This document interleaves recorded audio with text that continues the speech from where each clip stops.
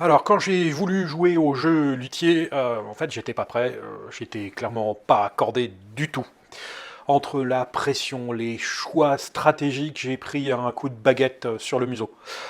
Le jeu promet une expérience fine, élégante, presque symphonique. Mais qu'est-ce qui sonne pas juste en fait? Est-ce que tout ça finit en fausse note à la fin de la partie? Bref, est-ce que luthier c'est du grand orchestre ou du pipeau?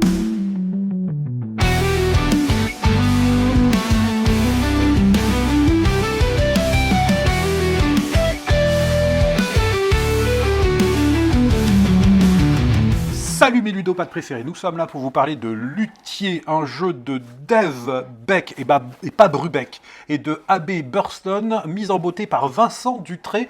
C'est un jeu de planification de pose d'ouvriers avec de la gestion de ressources, tout ça, tout ça. Avant de passer un petit peu de contexte, c'est un jeu qui a été acheté à Essen dans sa version Deluxe en VO.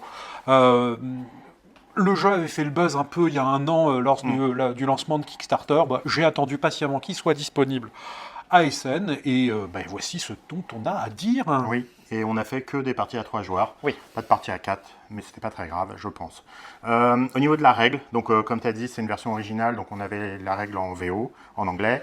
Heureusement, le Kit Duck Deck Game l'a mis à disposition aussi en français, donc on a utilisé les deux en réalité, et c'est plutôt bien traduit, on n'a pas vu d'erreur d'un côté ou de l'autre, c'était vraiment très similaire. Elle se lit plutôt bien, ça se lit, il y a vraiment une histoire, il raconte, le thème est hyper bien incorporé dans la règle sur plein de points de vue. Par contre, en effet, ça manquait un chouille de précision, et ça se voit notamment grâce à deux facteurs. C'est vrai qu'il y a eu quand même à peu près 120 messages là, à l'heure où on tourne cette vidéo sur Board Game Geek pour des questions de règles, et puis finalement ils ont sorti une FAQ, je crois, en fin d'année, en fin de cette année, pour expliquer un peu voilà, ce qui manquait. C'est-à-dire qu'en effet, parfois, certains timings, ça manquait un peu de précision. Il y avait des cas, en effet, où quand tu cumules un pouvoir, un deuxième pouvoir, est-ce qu'à ce moment-là, comment ça se passe? Est-ce qu'on fait d'abord l'un, le premier, le deuxième? Bref. Mais bon, dans l'ensemble, c'était plutôt... une fois qu'on avait ces infos-là, c'était clair. Mais c'est vrai qu'à la première partie qu'on avait faite, on avait quand même plein de petites micro-erreurs qui n'étaient pas très très graves, mais qui étaient là, et bon, et ça on les a corrigées, nous, dès la deuxième partie. Après, dans la règle, et ça je pense que c'est dans la version de luxe ou pas, il y a un petit livret qui s'appelle la répétition, qui vous décrit, qui simule un premier tour, où tous les joueurs vont faire un peu toutes les actions, et c'est plutôt bien décrit. Et en réalité, ils mettent dans la règle, évidemment, qu'il faut lire cette répétition quand vous faites votre première partie, mais nous, un peu comme joueurs expérimentés, on a pris la répétition, on l'a acheté comme ça, mais en fait, si je l'avais lu dès le début, je pense que ça aurait corrigé quelques erreurs. Donc finalement, c'était une bonne initiative de l'avoir fait. Et potentiellement, à d'autres éditeurs de le faire, c'est pas une mauvaise idée. Faut compter 40 minutes d'explication grand max. Je pense que c'est un peu moins. On n'a pas totalement chronométré, c'est une estimation. À mes yeux, tout n'est pas cohérent. Alors, je vais y revenir. On a 8 actions qui sont possibles. Ça va être d'augmenter sa réputation, d'obtenir un plan d'instrument, de faire son marché un petit peu dans son coin, placer un noble pour une commande, je crois qu'il s'appelle ça un patron dans le jeu, réparer un instrument, fabriquer, lustrer et enfin jouer à un concert. C'est là où ça me paraît pas tout à fait cohérent. Un luthier peut tester son instrument, j'ai pas de souci, mais de là à générer un concert en entier, j'ai quand même un peu de doute. En fait, on va avoir une première phase où on va placer ces ouvriers de manière semi-publique. Tous les joueurs vont se placer, mais ils ne connaissent pas la valeur parce que c'est une enchère un peu déguisée, et on va passer, une fois que tout le monde a placé ses ouvriers, à une phase d'activation, et chaque joueur à son tour va choisir d'activer un lieu qui est plusieurs ou pas de ces ouvriers dans le lot. Ce qui peut contrer un peu certains plans, on va y revenir. À noter, il y a 3 pistes que je vais qualifier davantage, celles liées à la fabrication, à la réparation, tout ça, celles liées au concert, qui vont permettre de moduler un peu les dés, et celle de la réputation, la piste aux étoiles. Parlons un peu de matériel quand même. Oui, alors tu as dit que c'était une version de luxe. Oui. Ok.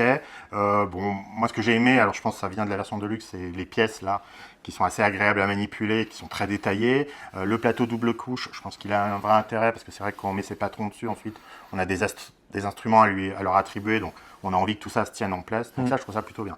Après, la boîte quand même de la version de luxe est énorme. J'aurais préféré la boîte sûrement de la version retail parce qu'elle est beaucoup plus petite. Voilà. Sinon, beaucoup de rappels sur le plateau, tu le diras aussi. Il y en a vraiment partout et ça, c'est plutôt bien foutu. Par contre, moi, il y a une chose qui m'a manqué, c'est que quand vous voulez pas faire une action qui ne vous intéresse pas du tout finalement, ou que vous perdez entre guillemets le bénéfice de l'action, vous pouvez récupérer votre jeton en prenant 2 pièces. Bon, personne ne le fait, mais c'est vrai que cette expectative est jamais notée sur le plateau. Enfin, je ne l'ai pas vu, ni sur le plateau individuel, ni ailleurs. Et c'est un peu bizarre de ne pas le remettre. Sinon, moi j'ai trouvé la mise en place facile à faire. Ça, c'est vraiment simple. En gros, vous avez 4 rivières à installer, donc vous avez 4 paquets de cartes avec des cartes à mettre dessus. Et sinon, il y a 4 paquets à préparer en fonction du nombre de joueurs, qui sont les objectifs royaux et les spécialistes à faire. Et ça prend littéralement 10 minutes, un quart d'heure. Et en plus, que ça soit à 3 ou à 4 joueurs, ça ne change pas, vous faites exactement la même mise en place. Donc là-dessus, ça va assez vite. Finalement, la version de luxe, elle a quand même ses bénéfices, parce qu'elle l'aide finalement aussi à la mise en place. Toutes les cartes sont triées, chaque joueur a son petit paquet, toutes les ressources sont bien mises dans une petite boîte qu'on place sur la table. C'est merveilleusement bien agréable. Alors certes, ça encombre sur la taille de la boîte, mais alors c'est absolument génial lorsqu'on déballe tout ça et que tout a bien été rangé dans la boîte par le gentil joueur qui l'a fait. Tout est assez cohérent en fin de compte de ce côté-là au niveau du matériel. Tu as parlé, c'est creusé où est-ce qu'il faut. Enfin bref, c'est assez lisible. Tout est fait pour qu'on puisse se rappeler de tout. Il y a un manque dont tu as parlé, il y en a un autre, c'est qu'on n'a pas le rappel de la pénalité quand une commande n'est pas honorée et qu'elle arrive à terme. C'est rappelé nulle part, donc il faut se souvenir qu'on va perdre 3 points par élément qui n'a pas été honoré dans la commande. Et il y a aussi une autre petite chose qui me chagrine, ça ne fait que me chagriner pour les gens qui pensent que je suis ronchon. Non, c'est je pointe du doigt les petites erreurs à droite et à gauche. L'assemblée de l'orchestre va se charger au fur et à mesure du jeu, ça va un peu rendre la lecture de ce côté-là un peu lourde. Il va falloir un petit peu bouger toutes les pièces pour pouvoir voir le gain. Et quand on a créé un instrument, pas forcément, pardon, quand on va créer une réparation ou que l'on va faire un concert, on va un peu choisir sa place où on veut aller. Et là, il faut qu'on ait les yeux dessus, donc on va un peu déplacer tout ça. Bon, c'est un détail, c'est pas grave, ça peut amener un petit peu à de la rigolade. C'est globalement une très belle édition. En tout cas, dans sa version de luxe, là, c'est vraiment très agréable. C'est assez proche de la version retail de ce que j'ai regardé. Attention, il y a une autre chose, c'est que le jeu prend pas mal de place quand même sur la table. C'est assez conséquent. Et puis on va mettre des cartes au-dessus de son plateau, etc. Et les illustrations sont sublimes. Merci, Monsieur Dutray. Bravo. Je vais tout de suite enchaîner sur les sensations. On a quand même une très très très grosse dose de réflexion pour essayer de programmer ces actions de manière optimale. Et va falloir y aller à 2 fois. Mais va pointer là une énorme dose d'incertitude. On va quand même se dire, je croise les doigts parce que chaque joueur, je le disais tout à l'heure, à tour de rôle, va activer un lieu, qu'il soit collectif ou solitaire, et c'est pas forcément le sens que veulent les autres joueurs ou qu'on le veut quand un autre joueur va activer malheureusement je sais pas moi, la réparation et qu'on voulait le faire après, va falloir se débrouiller avec. Ça va râler autour de la table. Il va y avoir un peu de colère quand même intérieure. Bon an, mal an, on va s'amuser, mais ça va générer de la colère en disant « je voulais pas que tu fasses ça, moi j'aurais voulu que tu fasses, je voulais que ce soit ça qui soit activé avant ». Et on a pas mal d'aléatoires aussi dans ce jeu. On va chercher à répondre aux besoins de notre patron, et quand ni les instruments ne sont disponibles, ni les concerts ne sont disponibles, ni les réparations ne sont disponibles, on a perdu un tour. C'est un peu dommage. Alors certes, il y a une manière de contrer cet aléatoire, mais alors ça coûte très cher.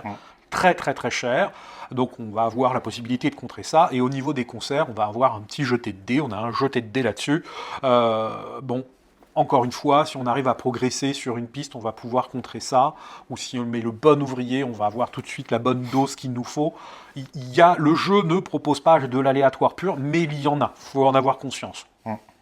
Ouais, tu l'as dit, des enchères, des commandes à réaliser, des objectifs à réaliser, une pose d'ouvrier, il coche pas mal de choses.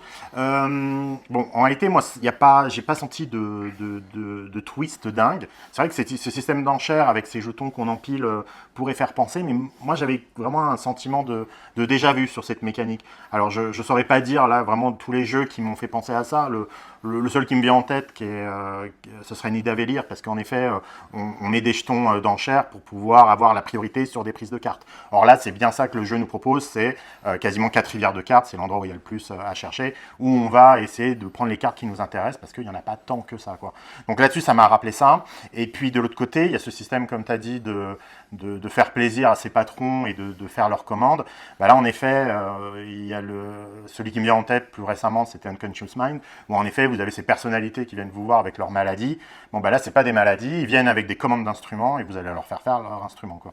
Donc vous avez un peu donc moi, j'avais un peu ces deux feelings-là un jeu plaisant avec des sensations, mais de déjà vu quand même si ce petit système d'enchères et d'activation un peu différente amène ce petit twist, mais c'était pas non plus, j'étais pas dans une révolution de dingue en me disant waouh, il a fait un truc hyper inédit, etc. Mais peu importe, parce que au final, pour moi, ça reste quand même un jeu de programmation où on veut essayer de construire énormément d'instruments. En réalité, pendant la partie, j'ai trouvé quand même qu'il n'y avait pas énormément de tension sur les ressources. Le jeu vous permet d'aller une fois par tour au marché, et au marché, vous pouvez, si vous avez de l'argent, vraiment vous gaver de ressources, et donc récupérer tout ce que vous avez envie de récupérer. Donc, en réalité, il y a quand même les entrepôts sont souvent pleins.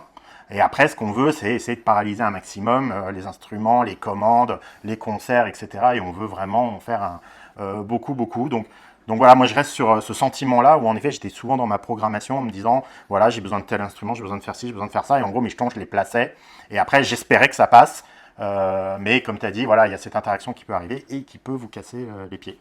Bah justement, l'interaction, t'en parles.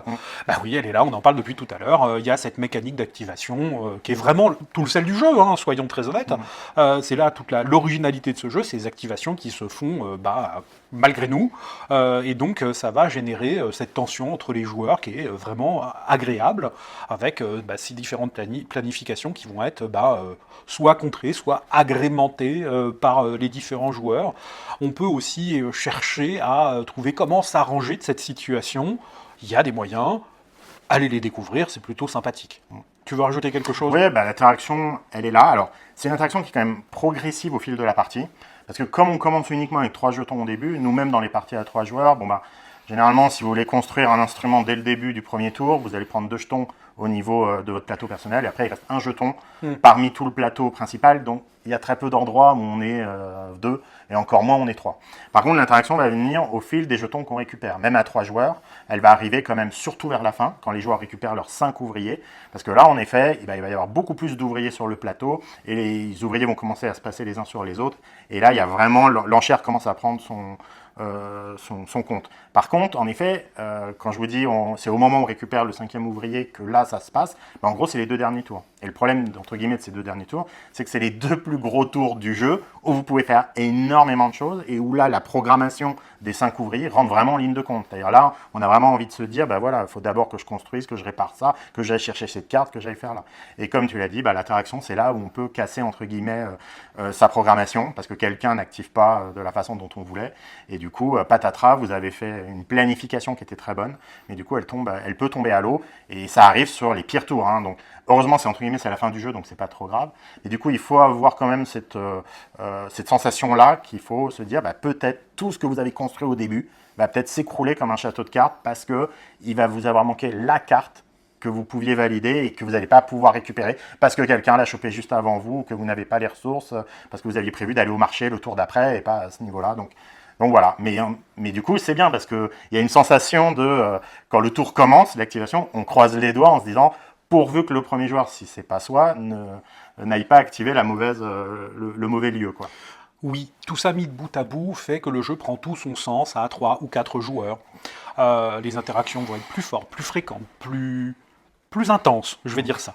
À 2, ça va être un peu plat. Certes, il va y avoir des places qui vont être... on a regardé, on n'y a pas joué, mais on a compris comment ça allait fonctionner.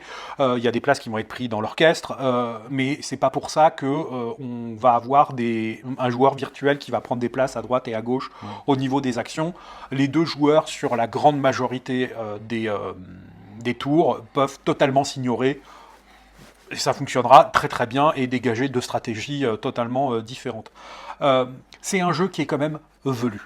Faut l'avouer, il demande une énorme attention de tous les instants et de pouvoir s'arranger avec ces actions qui vont peut-être pas arriver dans le bon sens ou d'essayer de construire quelque chose qui peut être activé dans tous les sens, c'est faisable.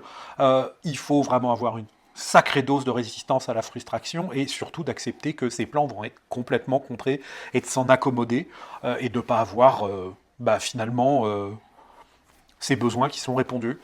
Ouais. Et du coup, cette interaction qui est forte, pour moi, va amener à des joueurs qui peuvent aimer la programmation. Seulement, comme il y a de l'interaction, les gens qui aiment la programmation, qui pourraient adorer ce jeu, peut-être qu'ils ne vont pas accepter le fait que tout soit cassé comme ça par un tiers. Évidemment, quand vous êtes déjà sur votre deuxième partie, troisième partie, vous allez vite comprendre qu'en effet, sur les 2 derniers tours, l'ordre du tour est primordial, qu'il faut beaucoup d'inspiration pour évidemment casser, comme tu as dit, la potentielle malchance des dés, etc. Donc, le jeu vous donne plein d'outils pour tourner autour, mais bon, même quand vous avez toutes ces infos-là et que vous les connaissez, il y a toujours qu'il y a un premier joueur au moment du tour. Hein. Donc c'est lui qui aura la parole et qui va décider du tempo des activations. Et du coup, soit c'est vous, et tant mieux, et du coup vous êtes tranquille et vous pouvez faire ce que vous voulez. Mais si c'est pas vous, du coup, c'est pas évident à gérer, quoi. Bon. Est-ce que tu rejoues? Oui, avec grand plaisir. On n'a pas parlé du système d'objectifs qui sont publics comme personnels, et je trouve que ça va renouveler assez aisément les parties, parce que ces objectifs sont pas si simples à construire. Il y en a, ils sont plus simples que d'autres, mais justement, c'est la combinaison qui peut soit être en phase entre les publics et les privés, qui peut être plus simple, ou d'avoir des choses presque radicalement opposées, ou qui demandent d'avoir un gros investissement qui font que la partie va demander un plus grand investissement ou de faire une croix sur un objectif. Je trouve ça plutôt agréable. Moi, j'y rejoue aussi. Moi, c'est un jeu où on fait encore des commandes, où les gens arrivent et vous proposent, demandent des choses à faire. Et moi, c'est plutôt le type de jeu que j'apprécie. Donc là-dessus, ça va. Par contre, le jeu me frustrait un peu quand même parce que, bon, il a beaucoup de tours. Il est quand même long. Hein. Même sur notre première partie à 3 joueurs, ça a été quand même relativement long. Et après, même si on speedrun, ça prend quand même du temps. À 4, ça doit être quand même relativement long. Le fait que les tours s'allongent, parce qu'évidemment, on récupère de plus en plus de jetons, je trouve ça un peu dommage. Moi, j'aime bien le système à la fourmi, où finalement, fourmi, au moment où ça commence à être énorme, ça s'arrête. Et du coup, ça coupe court tout de suite à des gros tours où on attend son tour. Donc, au-delà de ça, il y avait ça qui m'embêtait un peu. Et j'aime bien, par contre, le fait que tout le monde a le même nombre d'ouvriers. On a 5 ouvriers et on les aura à la fin de la partie, tout le monde aura les 5. Et évidemment, il y en a, ils peuvent être spécialisés ensuite en fonction des avancées de certaines pistes, mais il n'y a pas quelqu'un ou il n'y a pas une action qui permet d'aller chercher un 6e ouvrier ou un 7e, comme un peu dans des agricolas ou des choses comme ça, où d'un seul coup, la personne qui va avoir plus de jetons que les autres finit par un peu snowball et avoir un avantage. Là, vraiment, on est vraiment tous sur un pied d'égalité et finalement, c'est vraiment celui qui planifie le mieux et qui optimise le mieux qui va gagner. Pour une note, je donne une barbe bien fournie, avec un petit plus au bout.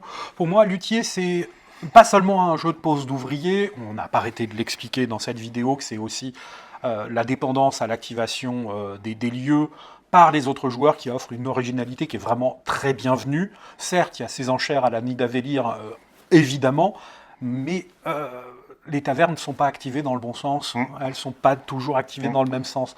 Oui, ça rappelle, à mes yeux aussi, clairement Unconscious Mind, pas seulement pour son illustrateur, mais aussi pour des réalisations en 2 temps, où on a ces 2 couches sur notre patient, sur Unconscious Mind, et là, on a la fabrication, puis le lustrage, pour répondre à un besoin. Cependant, la Luthier est beaucoup moins fouillie, et pourtant beaucoup plus interactive, qui a beaucoup plus tendance à me plaire. Moi, je mettrais une barbe bien taillée.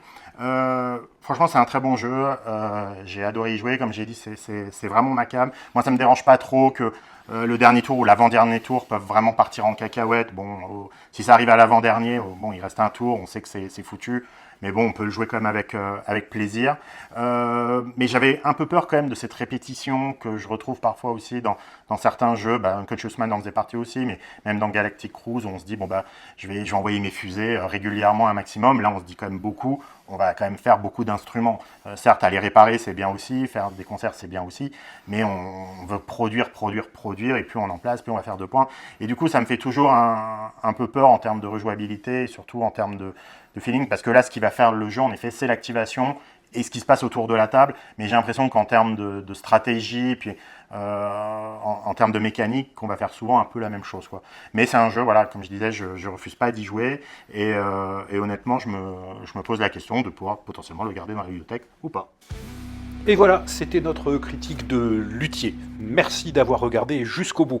Si vous avez aimé cette découverte, et si vous aimez les jeux de société autant que nous, il y a plein d'autres critiques à découvrir ici sur la chaîne. Clique, installez-vous, et on continue à jouer ensemble tranquillement.